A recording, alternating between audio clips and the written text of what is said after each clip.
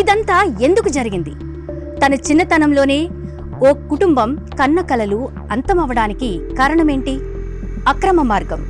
అవును, అక్రమ మార్గాల ద్వారా అమెరికాలో ప్రవేశించాలని అనుకోవడమే ఇక్కడ జగదీష్ కుటుంబం చేసిన తప్పు. అవే తప్పులు ఇండియన్స్ చాలా మంది చేస్తున్నారు. ఓవరాల్ గా చూస్తే ఈ సంఖ్య లక్షల్లో ఉంటుంది. ఒక్క 2024లోని సుమారు 43,764 మంది భారతీయులు కెనడా సరిహద్దు ద్వారా అమెరికాలోకి అక్రమంగా ప్రవేశించడానికి ప్రయత్నించారు. ఇది మొత్తం అక్రమ ప్రవేశాలలో 22%. వీరందర్నీ ఇప్పటికే అమెరికా పోలీసులు అరెస్టు చేశారు కూడా.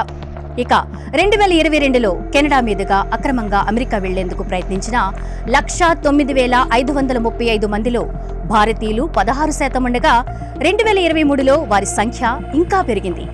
ఆ ఏడాది 189,402 మంది, 30,010 మంది భారతీయులు ఉన్నారు. వీరంతా డాంకీ రూట్స్ ద్వారా అమెరికాలోకి ఎంట్రీ ఇస్తున్నారు. మానవ అక్రమ రవాణా ముఠాల ద్వారా ఇల్లీగల్ గా ఏదైనా దేశంలోకి ప్రవేశించే మార్గాలనే డాంకీ రూట్స్ అంటారు.